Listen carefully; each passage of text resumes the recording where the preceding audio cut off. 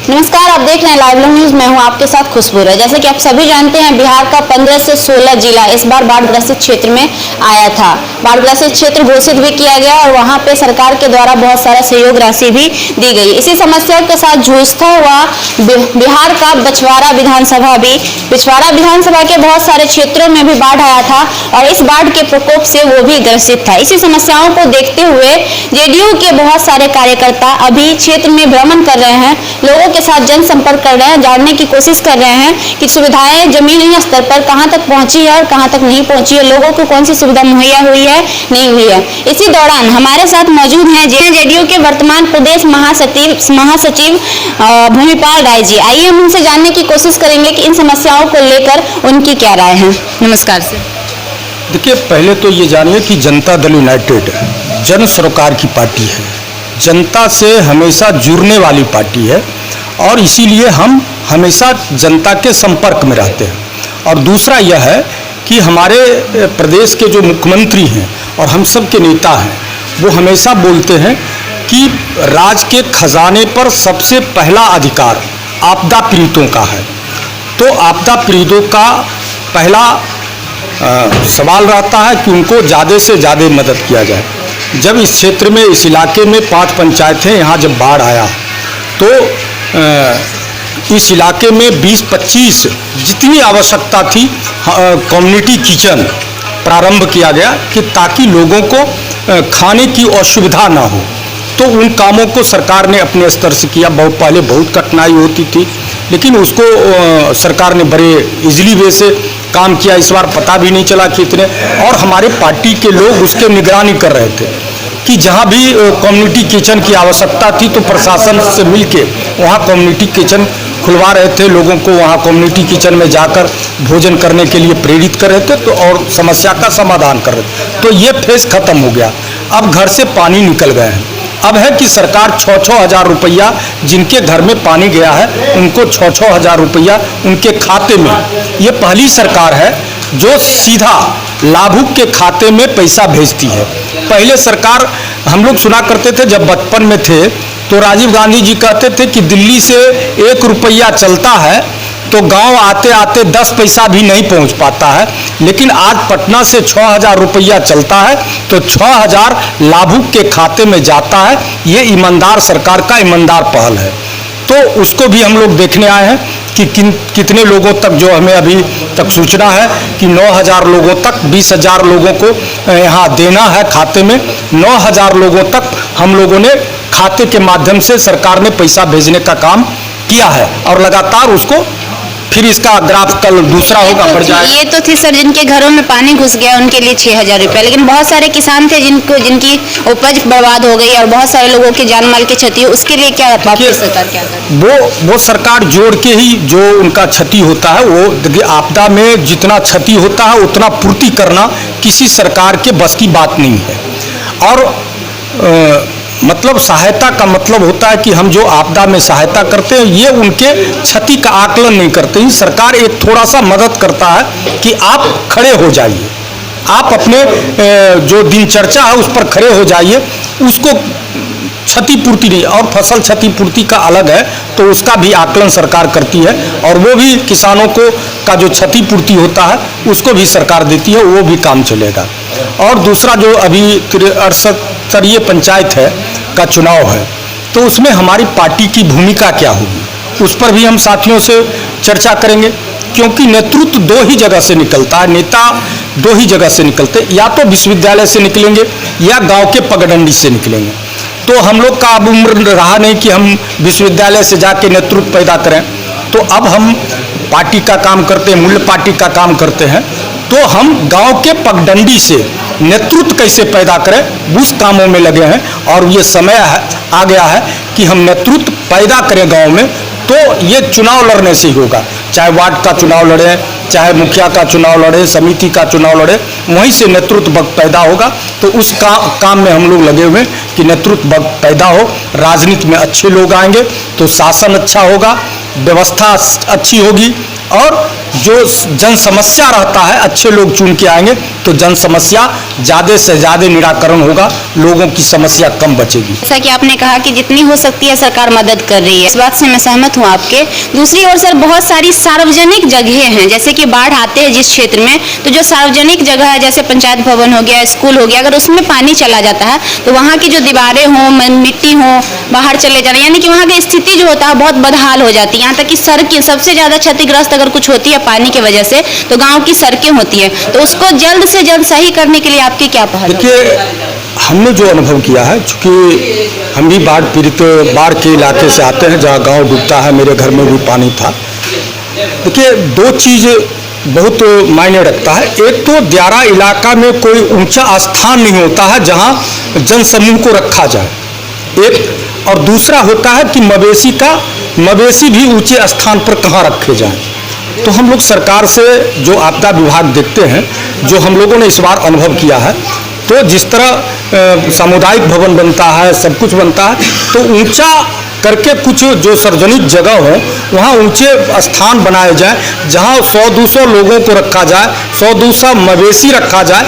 इस तरह का स्थान अगर दियारा इलाका में बनाया जाए तो काफ़ी सुविधा और बहुत सारी कठिनाइयों को हम लोग दूर कर पाएंगे। ये नया अनुभव हमको आया है, तो इस अनुभव से हम सरकार को अवगत कराएंगे। सर, क्षतिग्रस्त जो सड़कें हैं, जो रोड हैं सर, उनके लिए कोई पहल की जाएगी या नहीं? देखिए, जो क्षतिग्रस्त उसको जो भी सड़क बन रहे हैं बिहार में, तो इस तरह का टेंडर के समय ही यह प्रावधान है कि वो जैसे भी टूटे उसका 3 साल तक मरम्मत उस कॉन्ट्रैक्टर को ही करना है। तो वो प्रावधान है, तो उसका मरम्मत का कोई टेंशन नहीं है। जैसे पानी सूखेगा उसका मरम्मत का कार्य प्रारंभ हो जाएगा, अगर नहीं होगा तो हम लोग हैं उसको देखें। सर, एक व्यवस्था और जिस पे हम सर आपका ध्यान आकृष्ट करना जरूरी समझेंगे, जैसा कि सभी जानते हैं कि पानी आने के बाद गांव की बहुत सारी जगह जो गड्ढे होते हैं, नाले होते हैं, वहाँ पे जल जमाव हो जाता है। और सभी जानते हैं कि पानी आने के बाद कुछ बिना बीमारियां भी पनपती हैं, क्योंकि इनमें लगभग मतलब जितनी भी 40% बीमारियां पानी की वजह से होती है, पानी की गंदगी की वजह से होती है साफ तौर पर। तो वहाँ पे जिस जगह पे अगर पानी आया होगा तो साफ तौर पर वहाँ पानी का जल जमाव हर जगह हो गया होगा, गड्ढे नाली कुछ हर जगह पे, तो वहाँ पे लोगों की स्वास्थ्य बहुत बिगड़ेगी। तो अभी जो यहाँ की स्वास्थ्य की स्थिति है कुछ हद तक सही नहीं है, और एक प्राथमिक उपचार केंद्र है पूरे चमथा में। सर, जैसा कि सभी जानते हैं कि चमथा जो है बछवाड़ा विधानसभा का बड़े क्षेत्रों में से एक आता है, तो यहाँ पे सर स्वास्थ्य की तरफ आप लोगों की क्या पहल है? इस मामले को हम भी समझ रहे हैं। हम यहाँ के जिलाधिकारी जी से यहाँ से जाने के बाद बात करेंगे कि यहाँ विशेष कैंप लगाया जाए, स्वास्थ्य के लिए विशेष कैंप लगाया जाए। और सरकार का ये मानना रहा है कि बाढ़ क्षेत्र में इतना हम ब्लीचिंग करें कि धरती उजला हो जाए, तो उजला हो जाए तो सरकार व्यवस्था करे। लेकिन बारिश का मौसम है, बारिश के मौसम में ब्लीचिंग कितना काम कर पाएगा यह भी सवाल है। लेकिन हम जहाँ तक उप स्वास्थ्य केंद्र का हमको हमारी पार्टी जो जनता दल यू है वो तो हमेशा मानती रही है और मांग रहा है जनता दल यू का कि अलग प्रखंड बनाया जाए। चमथा को हम लोग अलग प्रखंड बनाने का मांग जनता दल यू ने बड़े जोर शोर से अपने सरकार के सामने, हमारा जो प्रखंड का संगठन है, बड़ा जोर शोर से रखा था। और सरकार ने भी आश्वस्त किया था कि जब भी प्रखंड बनेगा तो चमथा भी एक अलग प्रखंड के रूप में विकसित होगा। तो बहुत समस्या प्रखंड बनने के बाद हो जाएगा। लेकिन अभी समस्या है कि स्वास्थ्य कैंप यहाँ लगाया जाए। तो हम डीएम साहब से बात करेंगे कि चमथा के लिए विशेष व्यवस्था करके यहाँ स्वास्थ्य कैंप लगाया जाए कि लोगों को इस चीज़ों से निजात पा सके। बहुत बहुत धन्यवाद। तो ये थे हमारे साथ वर्तमान के प्रदेश महासचिव जो कि जनता जेडीयू पार्टी से हैं, और भी कार्यकर्ता मौजूद हैं हमारे साथ। आइए हम उनसे जानने की कोशिश करेंगे इस विषय में उनकी क्या राय है। नमस्कार मैम। नमस्कार। क्या कहना चाहेंगे, अभी जो स्थिति है हमारे बिहार के 15 से 16 जिले जो हैं इस बार बाढ़ग्रसित क्षेत्र थे, यहाँ भी बहुत सारे क्षेत्र बाढ़ग्रसित रहे हैं, तो इस क्षेत्र में आप जनसंपर्क करने आई हैं, लोगों की हालचाल जानने आई हैं, तो क्या पहल रहेगी आप लोगों की तरफ से? देखिए, हमारी पहल हमारी सरकार के अनुसार चल रही है, और सरकार जो है हर जगह अपना योजना चला रहे हैं। जैसे जितना ये प्राकृतिक आपदा है, मानव जनित आपदा तो है नहीं। अब प्राकृतिक आपदा में जहाँ तक सरकार को संभव है, सरकार अपना मार्गदर्शन, अपना भूमिका निभा रही है। अभी हमारे सरकार के द्वारा 6-6 हज़ार रुपया दिया जा रहा है, पन्नी दी गई, चूड़ा गुड़ जो होता है, खाने का व्यवस्था हर जगह किया गया है। तो सरकार जो है हमारी अभी तक कहीं किसी प्रकार की कमी नहीं की है। और जहाँ तक रही बात आगे की, आगे भी सरकार और सरकार के कार्यकर्ता जो भी हम लोग हैं उस पे लगे हुए हैं, और आगे जो है होगा अच्छा ही होगा। धन्यवाद। और भी कार्यकर्ता हमारे साथ हैं, आइए हम उनसे जानने की कोशिश करेंगे इस विषय में उनकी क्या राय है। नमस्कार मैम। जी नमस्ते। क्या राय है मैम आपकी इस बारे में? इस बारे में है कि हम लोग आए हैं यहाँ देखने के लिए जो सरकार के द्वारा चलाया जा रहा है, जो किचन है या भी आप रोड के बारे में बोले, उस देख के हम लोग फिर जाएंगे, बात करेंगे पदाधिकारी से, नेता से, और जो रास्ता निकलेगा जनता के लिए वो फिर किया जाएगा। क्योंकि कहीं ना कहीं देखा जाए तो सरकार तो नीतीश कुमार जी इतनी नहीं है कि हर जगह जगह पे जाके देखे और लोगों की समस्या सुने, और कहीं ना कहीं उनके माध्यम से आप लोग आ रही हैं तो आप लोग देख रही हैं लोगों की समस्याओं को, तो कितना जल्दी निजात मिल पाएगा उन लोगों को? बिल्कुल, आपको लगता है जैसे हम लोग सरकार में हैं तो सब नीतीश कुमार ही हैं। हाँ, और तो नीतीश कुमार का हम मेरे आँख से ही वो देखेंगे, तो वही हम लोग यहाँ से देख के जाएंगे और उनको बताएंगे, और वो फिर जो व्यवस्था हो पाएगा, बेहतर से बेहतर व्यवस्था वो करेंगे। और हो ही रहा है, आप देख रहे हैं पहले की स्थिति क्या थी, जब से मुख्यमंत्री जी बने हैं उसके बाद से स्थिति क्या है। तो मुख्यमंत्री जी तो हर समय खड़ा ही रहते हैं सब जनता के। नमस्कार। क्या कहना चाहेंगे इस परिस्थितियों को लेकर? खासकर परिस्थितियों को लेकर देखिए, हम लोग लगातार बाढ़ जब से आई थी, अब गंगा का इलाका है तो बाढ़ तो आएगी, और बाढ़ का हम लोग तैयारी भी किए हुए थे। जीआर का पैसा जो आपदा में सरकार देती है उसकी भी तैयारी हम लोगों ने मई में ही कर ली थी। हम लोग लगातार पंचायतों में नज़र बनाए रखते हैं और लगातार दौरा करते रहते हैं। हम लोगों का सिर्फ यही एक ही मोटिव रहता है कि सरकार जो योजनाएं चला रही है, हमारी पार्टी की सरकार है, और सरकार जो योजनाएं चला रही है वो अंतिम व्यक्ति तक उसका लाभ कैसे पहुँचे, उसका मॉनिटरिंग बेहतर तरीके से हो और हर आदमी को लाभ मिले। और दूसरी, जब भी हम लोग क्षेत्र में आते हैं तो पंचायत चमथा का आपने अभी हमारे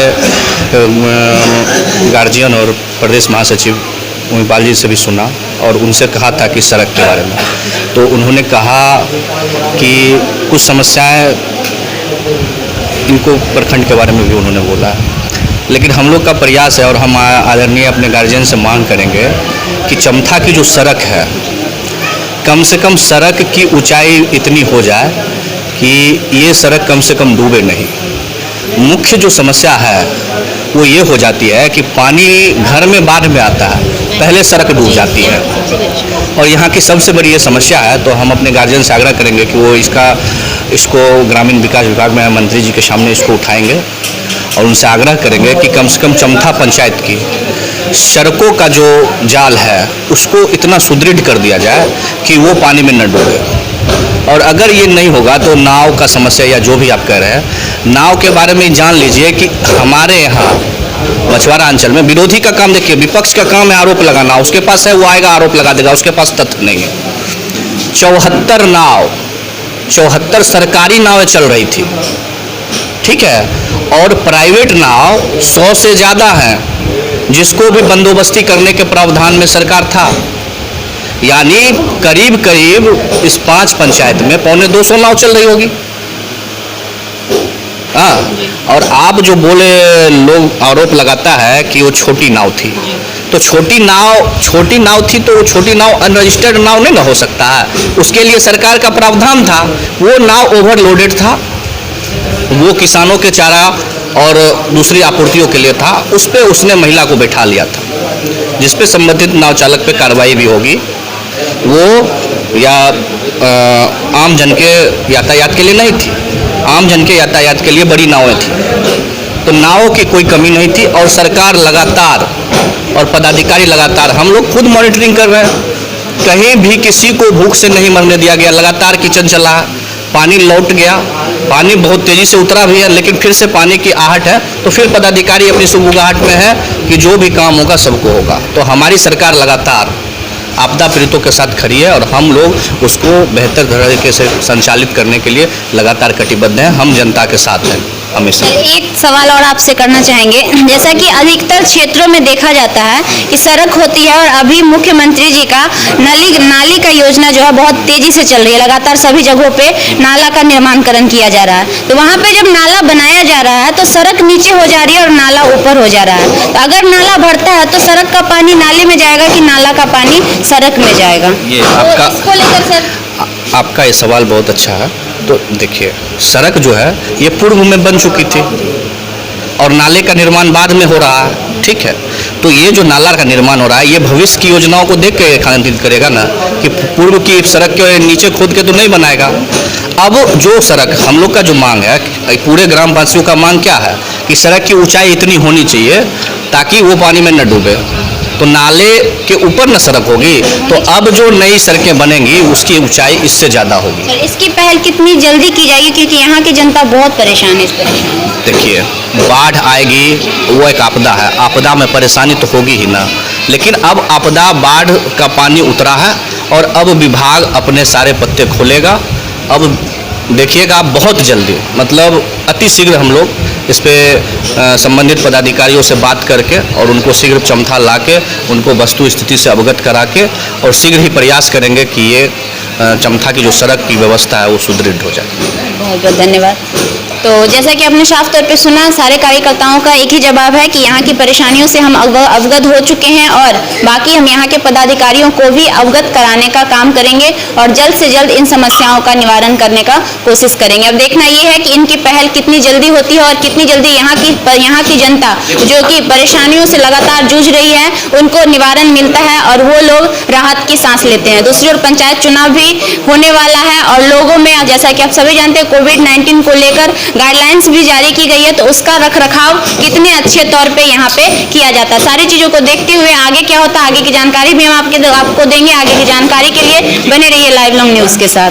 जैसा कि हमने पहले आपको बताने की कोशिश की कि जनता जेडीयू पार्टी के बहुत सारे कार्यकर्ता अभी बछवाड़ा प्रखंड के चमथा दियारा पंचायत में आए हुए हैं क्षेत्र भ्रमण के लिए और लोगों से जनसंपर्क लगातार कर रहे हैं और उनकी समस्याओं को सुन रहे हैं। इसी कार्यक्रम में हम मौजूद हैं और हम उनसे जानने की कोशिश करेंगे कि जब उन लोगों ने भ्रमण किया और यहाँ के लोगों से बातचीत की, जनसंपर्क किया, तो क्या कुछ उनको लगा यहाँ की समस्याओं के बारे में। नमस्कार सर। देखिए, हम सभी पंचायत में, यहाँ 5 पंचायत है, करीब करीब सभी पंचायत के लोगों से हमारा संपर्क हुआ है और पानी तो घर से निकल गए, लेकिन जहाँ जहाँ गड्ढा है वहाँ पानी जमा हुआ है, वो बहुत देर से निकल पाएगा। लेकिन उसके बाद भी जो टोला और मोहल्ला है वहाँ शरण की स्थिति होगी तो बदबू फैलेगा। तो प्रशासन ऐसे भी वहाँ ब्लीचिंग का छिड़काव करता है, लेकिन अब हम लोग मांग करेंगे कि जल्दी से जल्दी छिड़काव का काम प्रारंभ हो जाए और जानवर के लिए भी और मानव के लिए भी, रोग भी बढ़ेंगे। तो इसके लिए हमने पहले भी कहा है कि डीएम साहब से हम बात करेंगे कि यहाँ अतिशीघ्र स्वास्थ्य शिविर लगाया जाए ताकि लोगों को यहाँ लाभ मिल सके। और जो 6-6 हज़ार रुपया भेजने का हमने पदाधिकारियों से बात किया है कि जल्दी 1-2 दिन में ही सभी के खातों में, कुछ लोगों को चला भी गया होगा और कुछ लोगों को जाने की प्रक्रिया अब तेज हो रही है। सभी लोगों के खाते में, लाभुक जितने भी हैं बाढ़ पीड़ित, उनके खाते में 6-6 हज़ार रुपया जाने की प्रक्रिया भी जारी हो गई है। धन्यवाद। क्या कुछ महसूस किए मैम आप जब क्षेत्र में भ्रमण की? तो भ्रमण किए तो सबसे पहले लगा कि पानी निकल गया तो आधा समस्या खत्म। पानी घर में थी तो बहुत डर रहता है और पानी निकलने के बाद अब बचा है जो रोड, स्वास्थ्य, उस पर हम लोग अभी भ्रमण किए हैं। जो भी समस्या है उसका निदान निकालेंगे। धन्यवाद।